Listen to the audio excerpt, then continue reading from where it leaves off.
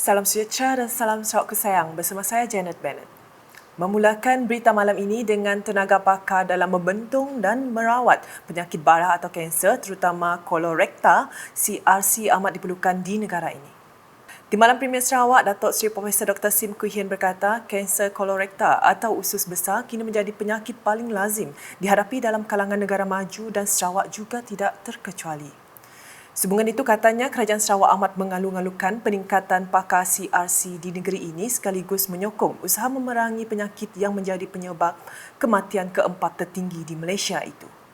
Beliau berucap demikian semasa merasmikan Kongres Saintifik Tahunan ke-21 yang berlangsung di Kuching pada Jumaat. Datuk Seri Dr. Sim turut merakamkan ucapan tahniah kepada Persatuan Pakar Bedah Kolorektal Malaysia MSCRS di atas usaha berterusan dalam meningkatkan pengetahuan para peserta melalui penganjuran kongres selama 3 hari bertemakan Beyond Precision tersebut. Sementara itu, bercakap ketika ditemui media, beliau yang juga Menteri Kesihatan Awam, Perumahan dan Kerajaan Tempatan beritahu Kerajaan Sarawak akan memastikan perancangan untuk membina pusat kanser di negeri ini akan terus direalisasikan. As you all know, cancer is the second most common now after the heart for Sarawak, and that's why Sarawak government is very passionate about what we want to do for people of Sarawak, and that's why we will continue to make sure that our Sarawak Cancer Centre get it going. The Prime Minister Anwar has agreed in principle. In fact, all the other. Jelasnya lanjut, beliau akan terus membuat susulan untuk perkara berkenaan dan memastikan segala keperluan berkaitan kanser CRC turut termasuk dalam kemudahan yang disediakan di pusat tersebut. Berita seterusnya, Kementerian Infrastruktur dan Pembangunan Pelabuhan Sarawak MIPD dan Jabatan Kerja Raya JKR Sarawak akan membantu kontraktor yang terjejas akibat wabak COVID-19. Timbalan Premier Sarawak Dato' Ahmad Douglas Embas memberitahu ini adalah untuk membolehkan kontraktor menyiapkan projek mereka seperti yang dijadualkan dan dengan kualiti yang diharapkan. Menurut beliau, jambatan Batang Lupa 2 yang sepanjang 870 meter itu telah menelan kos sebanyak RM223.6 juta sedang menghadapi kelewatan selama 96 hari dalam pembinaannya akibat kekurangan pekerja. Beliau berkata demikian semasa mengadakan lawatan kerja ke tapak projek Jambatan Batang Lupa 2 Distrik Aman pada Khamis. Untuk rekod, Jambatan Batang Lupa 2 dibina oleh Usaha-sama Naim Gamuda Naga dan dijadualkan siap pada 24 November tahun ini tetapi telah ditukar pada 28 Februari 2025. Dalam perkembangan lain, Dato' Ahmad Douglas juga berkata, Kerajaan Sarawak mempunyai dasar variasi harga VOP untuk membantu kontraktor pulih dalam menghadapi lonjakan harga bahan binaan akibat pandemik COVID-19.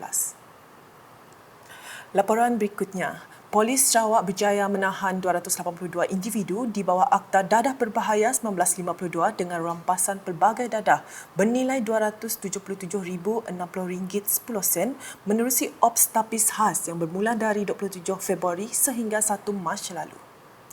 Pesuruhjaya Polis Sarawak Datuk Muhammad Azman Ahmad Sapri berkata, sejumlah 268 individu ditahan merupakan lelaki dan 14 lagi wanita.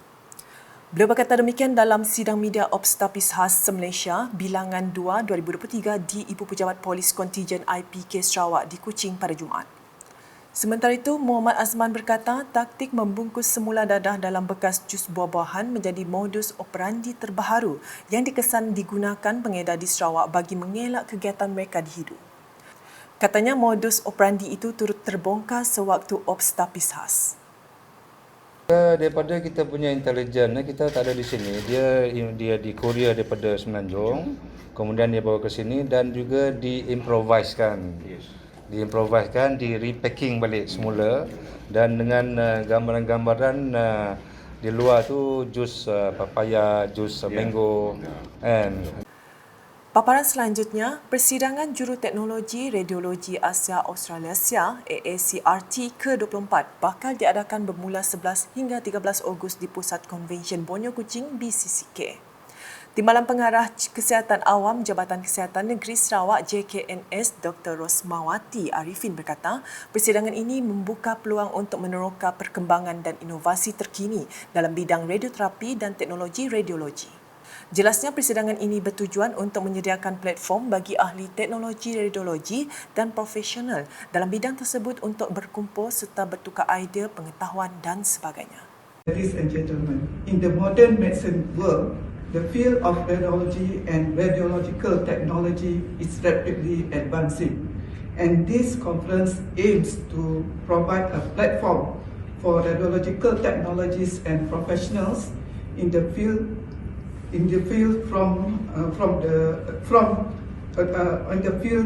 to come together to exchange idea, knowledge and advancement in the field.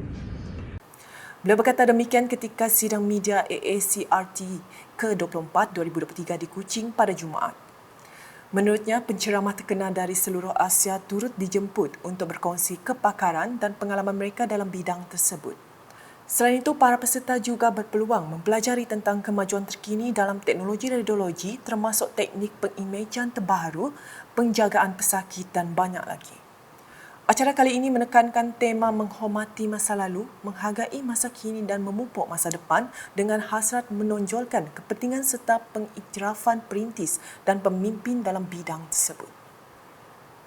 Sedikit berita sukan. Pengendali Kuching City FC, KCFC Irfan Bakti Abu Salim menyifatkan kekalahan besar 0-5 di tangan Selangor FC berpunca dari sikap anak buahnya terlalu hormat terhadap pasukan lawan.